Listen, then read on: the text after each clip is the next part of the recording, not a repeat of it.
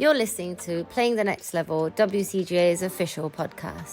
Hi everyone, I'm Anna Mirza and you're watching and listening to Playing the Next Level, WCGA's official podcast. Today I have with me someone who is very special to me actually. Her name is Celia Vrnak and she is the mastermind behind the Savvy Space, where chaos meets its match. Welcome, Celia. That's right. Amazing. Thank you. And thank you so much for having me. So what does that mean, where chaos meets its match? Really, it's about, conquering the chaos kind of sounds a little bit cliche, but that's what it is. It's trying to filter out the chaos from your life because we are so overstimulated by so many things, whether it's our own schedules, work, social life, social media. There's all these inputs all the time. And that's what I mean when I say chaos. And it tends to manifest physically, right, in our spaces. And I want to conquer that. I want to get rid of not just the physical chaos, but the mental chaos as well, and really help people just calm things and get rid of everything that isn't important and matters so that they can just live a more intentional life. It's probably a good way to say it. That sounds really beautiful, actually. You never actually think about that, your chaos, how it kind of leaks into other aspects of your life and how you don't see it. How did you get here? Literally today? No, I'm kidding. So I've always kind of gravitated towards creating order. So as a child, things were a little bit tumultuous at home sometimes. So I just lock myself in my room and reorganize my room over and over again because it was a way to just create calm and clarity. It was something I could control, basically, when everything else seemed so out of control. So I really got into the habit of that. It was a soothing, self-comforting, self-care thing for me. And then as I got older, I realized how much I could help other people with it. And then, of course, being diagnosed with ADHD, I realized how much having that sense of order really helps me with the ADD, because if I don't have that order, it makes my mind go even more all over the place. So it just became this sense of norm having that order and creating these systems. And I would help my friends with it, my family, my colleagues even create these senses of order. And was just kind of born out of that. It was a friend who said, you know what you should really be doing instead of this other, I was in a career in corporate marketing, you should really be helping people organize. And I thought, no way anyone's going to pay me for that. Usually I just hang out with my friends and do it. But she was right. So thank you, Masha. That's amazing. So you said you had another corporate career. What was that? Marketing. Oh, okay. Yeah. How long did you have that career for? Oh, gosh, since college, right? Okay. So probably about 10, 12 years or so. And then we moved abroad for my husband's job. We moved to Norway. And I couldn't really start up my career there because you need to speak fluent Norwegian and languages are not my jam. And so I ended up going into the university and I got a master's in business. And I thought when we moved here, why not put that to good use? And here we are.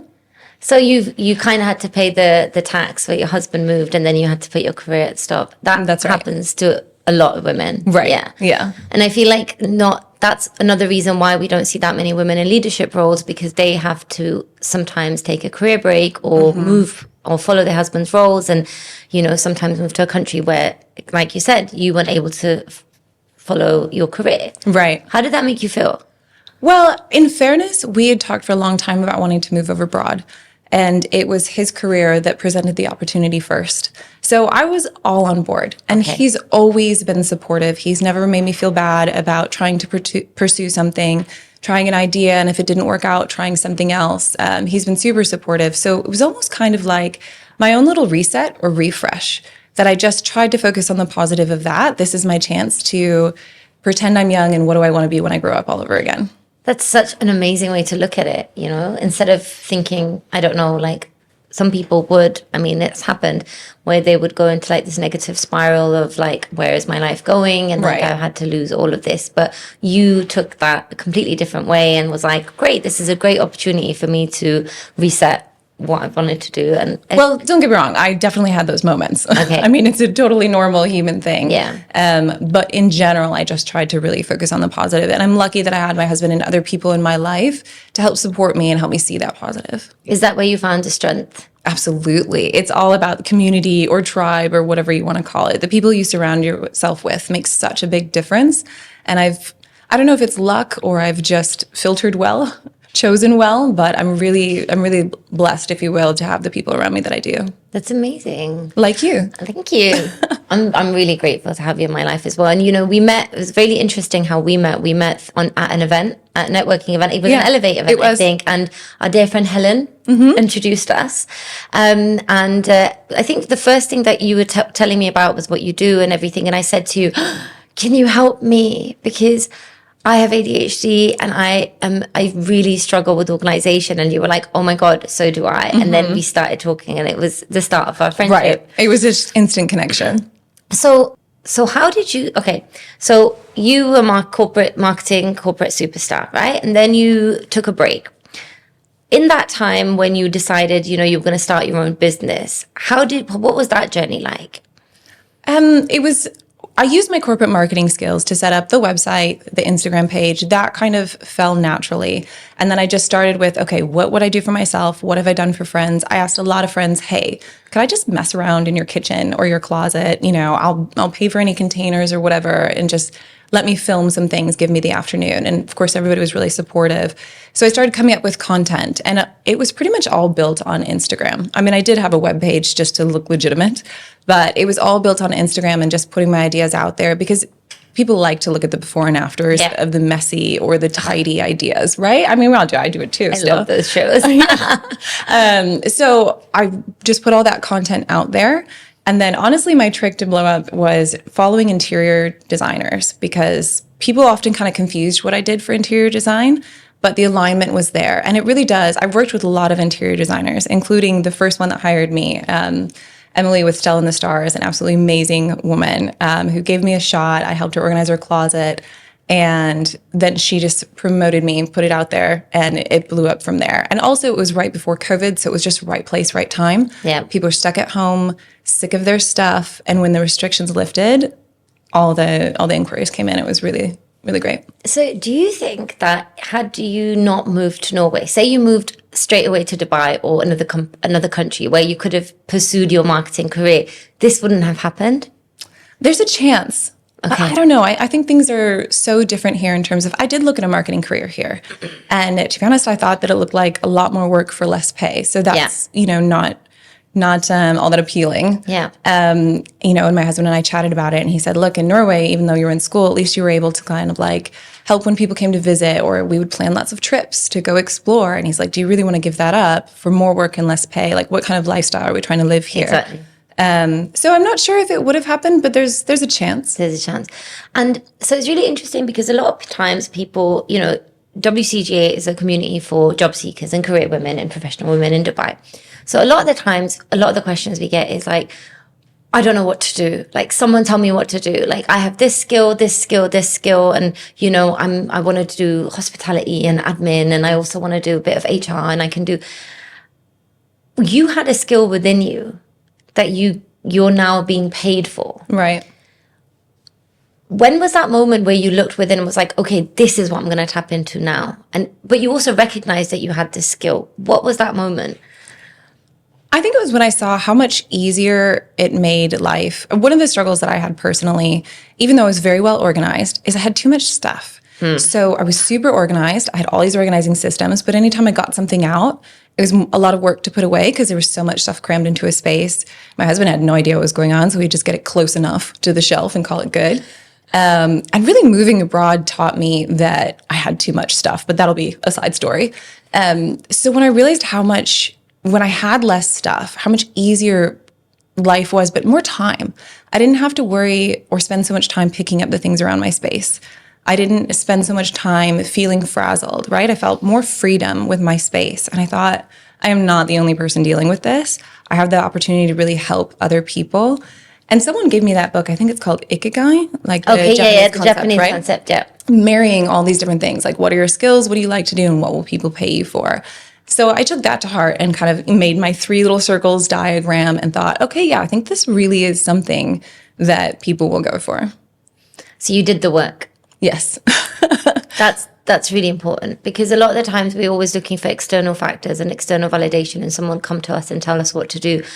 It's really hard to sit down, and I'm guilty of it as well, to sit down and be like, right, okay, let me look within. Yeah. I think a lot of us struggle to do that because, as you said, there's so much chaos, there's so much external noise from work, from social media, from so many different things. It's difficult to put all of that aside and be like, be real with yourself and really ask yourself, what is it that you really want to do? Well, I think it's a lot of trial and error as well. I mean, it doesn't have to be error, but a lot of trial, certainly for me. And like I said, I had great friends who let me test this out, right? And I told them, I need you to be very honest with me. This isn't like placate, make me feel good about myself. I'm testing if this is going to be a legit business idea that people are going to be happy with. So I want your honest feedback. And I organized probably every friend's home, at least one, if not two rooms. And they all told me, yeah, this makes it easier. Or, it could have been a little bit like this, but overall, it's made a difference. We're keeping it.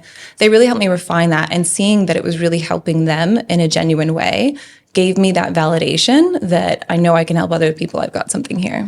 So I would say trial it out. If you've got an idea, trial it out with your friends and family. They're there to support you. See if you can't test the idea on them and how it goes. That's really good advice. Also, I just thinking about that. So you said you'd asked your friends for, feedback.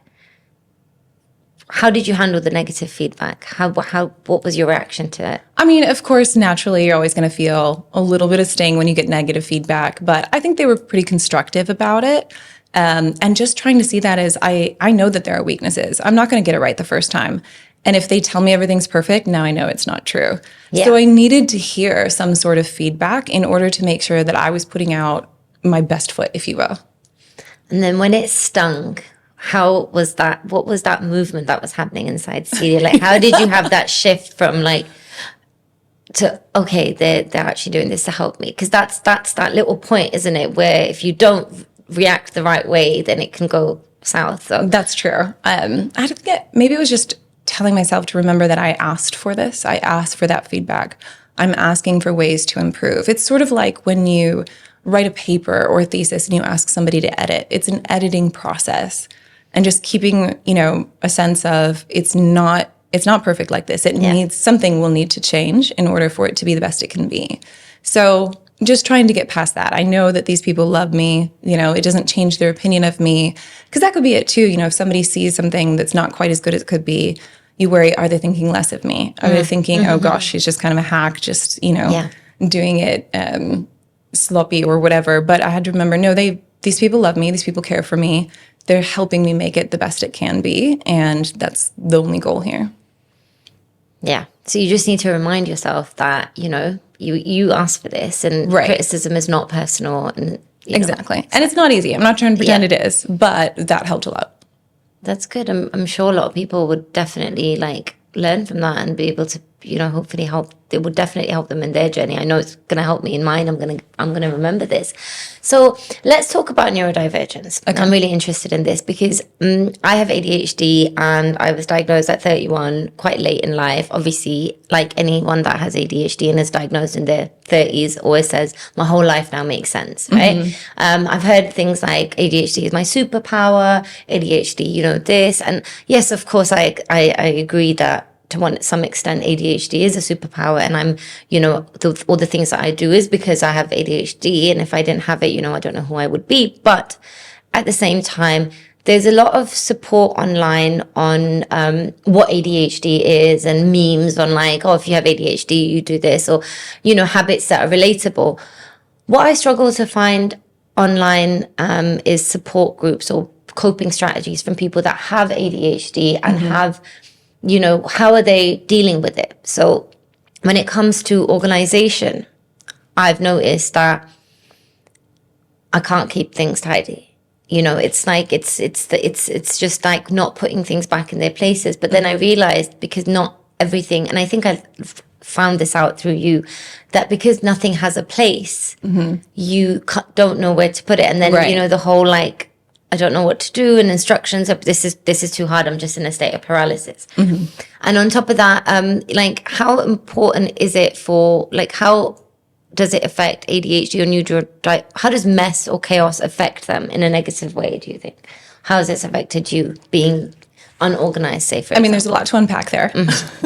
I'll start with the effects. Like I said, for me, it tends to make things spiral. So again, my ADD manifests physically when I'm working on this task and I get out whatever I need for it, and then that task, and then this, and then, I've spent way too much time tunneling down here. Now I don't have time to put it away before I shift to the next thing. So all of these kinds of things that make it manifest physically. And then not having a clear field of view, having all of this stuff, because everything in your vision right now, I'm seeing the plant, the brick wall, the guys over here, and even though it's not distracting me per se, my brain is processing all of the things in the room, and it takes up, let's call it brain processing power, right? Bandwidth, if you will. And it takes up a little, but it takes it up, right? Now imagine this room is completely cluttered. Now that's even more bandwidth that we're trying to fight against, which is already a struggle to keep attention. So having those clear spaces is so, so important to be able to just really focus on one thing at a time, or not have all the things buzzing around. Oh, I need to do the laundry. Yeah. Oh, that thing's dirty. Oh, that thing. Oh, I didn't call her. Da da da da da da. Right? You're just constantly glitching. Like, oh no, exactly. Yeah. Right. Yeah. So that's why it's so, so important, and that's how I found it. It really impacts me, having all of that clutter around, and then I feel, as you said, overwhelmed, frustrated. Gosh, I'm supposed to be so organized, and then I end up crying on the couch. It can spiral so fast. Yeah.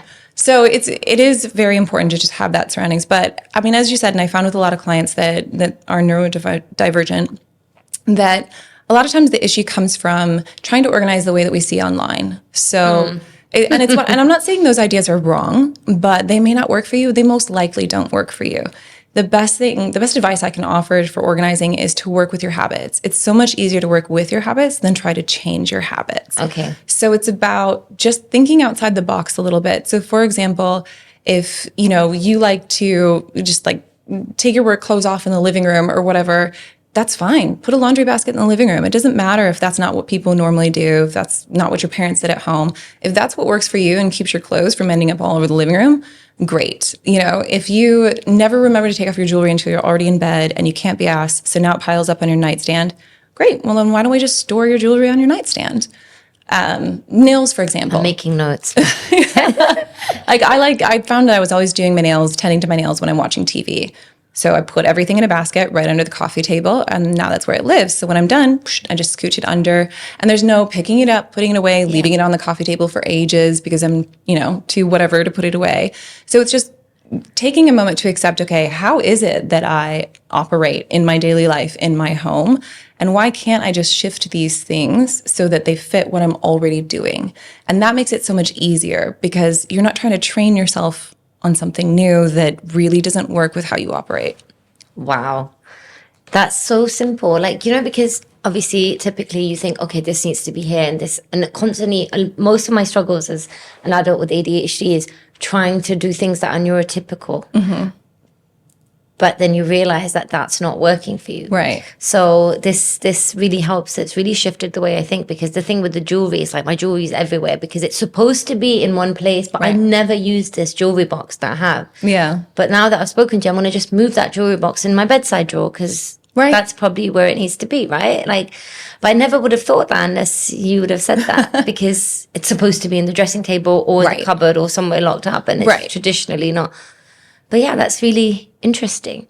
So how was it when you first had to start charging people for your services? Oh gosh, I can't stand talking about money. I will avoid it at all costs until I absolutely have to. I would often wait for the client to ask me, and then I'm like, I think maybe 300.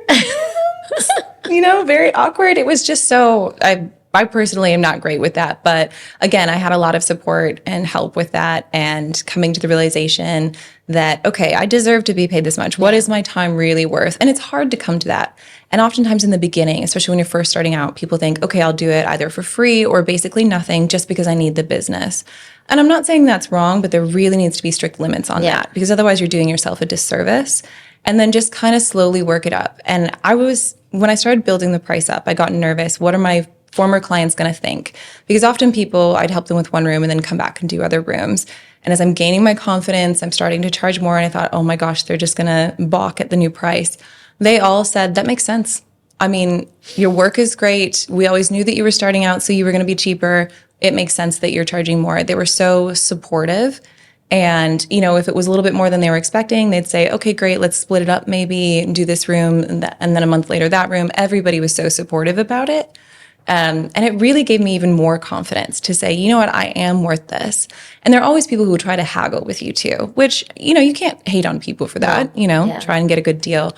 But I honestly just made a policy not to do that because I don't want people to think now I'm overcharging if I have wiggle room to come down. Yeah. So I feel better from a moral standpoint, just saying this is my price.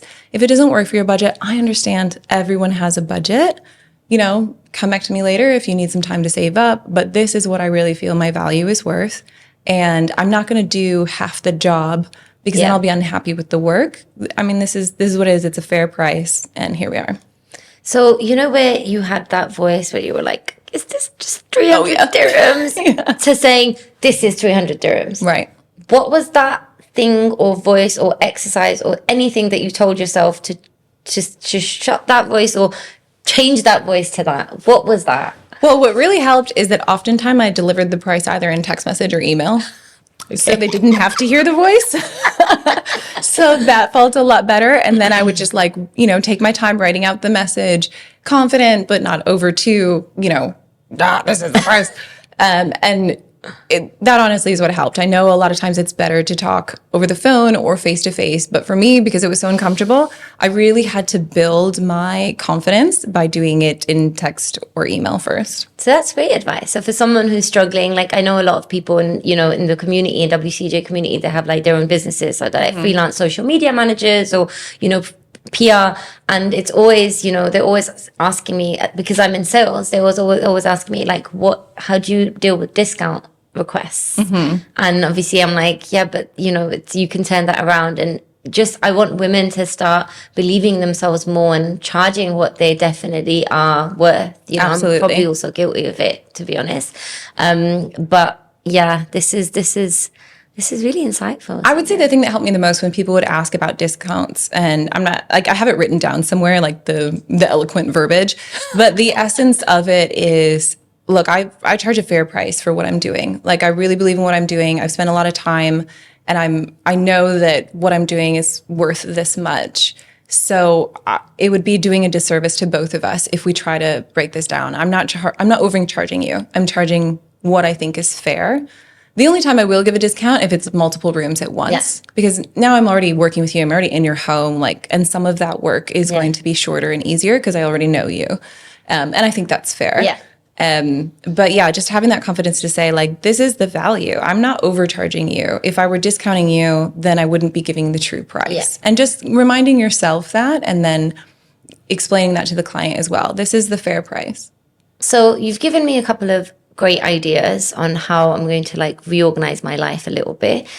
But what tips do you have for someone neurodivergent for decluttering? I think my favorite tip, the thing that I find helps the most with people, is the idea of sort of body doubling. Have you heard of this? Yes. I found out there are top executives who will pay people for this. The concept of just having somebody in the room with you doing work, because it brings this calming effect and it makes a challenging task feel so much easier. So you can do it, you don't have to pay someone to do it, but a friend, a roommate, a family member, whatever, just kind of sit and maybe keep you company, or maybe they bring their laptop and they're doing their own work. And it really just makes it feel so much easier. But it also gives you a witness. It gives you somebody to bounce ideas off of. Hey, what do you think of this? It gives you the opportunity to say out loud why you've been holding on to some things, and then come to that realization on your own of, that does seem silly. And then you can laugh about it together, right? Anything that you can do to lighten the mood is always a great thing. But just having somebody with you, even if they're just sitting online, it's your best friend from overseas and you're just sitting online together, chatting while you do these things, it makes a significant difference in reducing that stress of decluttering. Wow. I mean, body doubling definitely works for me. If I have a friend or someone working with me, I get so much more work done. Right. Whereas if I'm left to my own devices, I'm just la la la, literally. Exactly. So that definitely helps. Any other advice that you might have? When it comes to managing the clutter in your home, let's say you kind of built your organizing systems in theory, you've built around your habits. I would say there's kind of 4 key action baskets that I think make an impact for most people. Again, don't let anybody tell you how to organize. You need to get ideas and then adjust them to yourselves. But I think this idea works for a lot of people. 4 action baskets. So the first one is relocate. Okay, I'm writing this down. Relocate. So grab like a basket, make it like something stylish if you want, so it's nice in your home. Put it in a central area. And then as you're going about and things are being taken out and not being put away, you can't be asked, you can just kind of throw them in these baskets. And then, or one basket. And then as you walk maybe toward the bedroom in the end of the night, you can take the basket with you, put things in their place as you go, bring it into the room. Then when you wake up the next morning, maybe there's something in your room, a glass of water or whatever that needs to be put away. Let's pop it into that. Well, drink the water first. Plop it into the basket.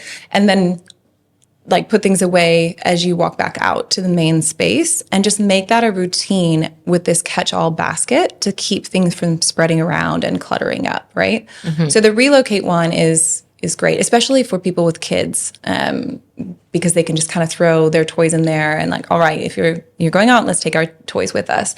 The other is 2 baskets in one in and out basket. Okay. I found a lot of people don't know what to do with the stuff coming into their homes. So whether it's mail or something you picked out from a party or work that you weren't expecting and you don't have a home for it yet, have that like in basket that corrals out those things. So you're like, oh, I know I just brought that in. Where did I put it? It's in the in basket, right? And then set a routine. Okay, when am I going to, once a week, let's say, go through this and find a home for it. And then the out basket as well. This is for things like your dry cleaning, retail returns, things that you need borrowed and need to give back, etc. So that it's right there as you walk out the door and you're not running around the house or constantly forgetting it like I do.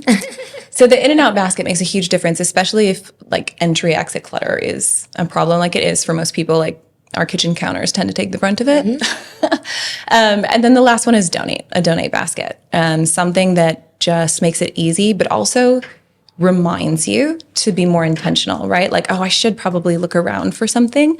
I keep mine in my closet because it's a space I go to every day. So I always see it. And honestly, my clothes is one of the things I struggle to declutter with the most. Yeah. But again, if you're sharing a home or if you have roommates, then maybe something more central or maybe a basket for everyone's closet. So these kind of 4 basket ideas really help you contain the clutter in a super easy way. But I will say be cautious with baskets. You don't want to get out of control. Yeah. So that's really, really helpful. I'm going to actually do that. I need this relocate basket. I definitely need. So I have so many things and like everything is everywhere. So it's a game changer. But you just got to put that routine with it though at the end of the day to put things away. Okay. So now that you're doing something that you really love, right? And it is something that you really absolutely love. There you go. It's so fulfilling. I can't even begin to explain that. So a lot of women are in a path in their journey where they're trying to get to where you are, right? Obviously they've got a skill within themselves, but they're doubting themselves and they're thinking, and hopefully after listening to this episode, they'll find the inspiration to go and take action or sit with themselves and realize that they have it within them, whatever it is that they want to do. How do you pick yourself up when it gets hard? It's about reminding myself of why I love what I do so much. And again, that comes back to helping out my friends. It really reminds me of how much of an impact it can make when I do this for other people, and usually just for friends, right? Because they're always so appreciative and it feels good. And it just really reminds myself like, okay, this is something that I do enjoy. This is something that makes a big difference for people. Because every now and then I'll get a client that's, not exactly ideal, but I look at it like a learning situation, okay, what could I have said or done beforehand to make it better? And if I'm feeling really down about it, I just start doing it for friends. Just say, hey, if you want to hang out, grab a bottle of wine or something, and is you struggling with your kitchen? You want me to take a peek? And it just really reinforces why I love doing what I do. That's so lovely. Oh, thank you so much, Celia, for sharing so much today. And honestly, you've helped me a lot for sure. Aww. And I'm going to go and try and get some new baskets. I love buying things, so that might be a problem. Yes, be with caution. Never buy anything without first measuring, but also knowing exactly what you'll use it for. So many people, myself included, are guilty of, that's a really cute basket. It matches my style. Let's figure it out when we get home. No. We must have a plan before checkout. I'm gonna try and live by that rule, but I'm not sure how good I'm gonna be at it. We'll check back in. Well, thank you so much again for coming today. I really, really appreciate it. I'm glad I caught you. Oh, I'm so happy to be here. Moving. I know. Hopefully I'll see you in Dammam. Absolutely. This won't be the end of us. This is not the end of us, not at all. That's it. And if you have any questions for me. How is it that you're such an amazing human? How do you have the energy for what you do, honestly?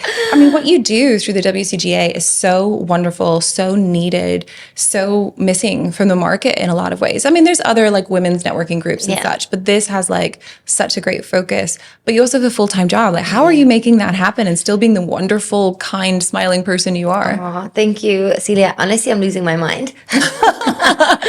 I have ADHD, and I feel like that is what keeps me interested in so many different things and then gives me the energy. But I do have moments where I don't have the motivation or the energy either. And I just try and let myself just be with it, I guess. I'm not beating myself up about it so much. I'm just accepting that sometimes I won't have that much energy, but then I have so much energy other days like I do today. So honestly,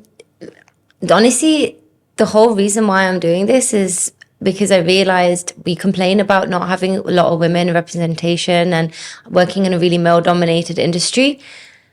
The problem isn't that women aren't in these roles. The problem is even deeper than that, is that women aren't even applying for jobs. And I'm really interested in breaking that kind of barrier, like trying to educate women on the doubts that they have within themselves and get out of their own way, basically, to even apply for jobs or even try to risk changing their career or trying something like you did, you know? That's the essence of WCGA. That's the kind of support I want to give those women, because we can complain about representation all we want, but if we're not fixing the core problem, Right. getting more women into the job market and then supporting them throughout their journey, how can we complain? How can we sit there and complain that there's not enough women at the top? It's too true. Yeah. And it's amazing what you do. So thank you for your service. Thank you so much, Celia. Thank you for being a part of it. And thank you so much. I really hope you enjoyed listening to us today. I'm really glad that I have Celia. I caught her before she's leaving Dubai, but that's for another time. And we'll catch you guys in the next episode. Thanks for tuning into Playing the Next Level. I hope this episode helped you feel inspired and ready to level up. If you enjoyed it, please like, share, and subscribe so you never miss an episode.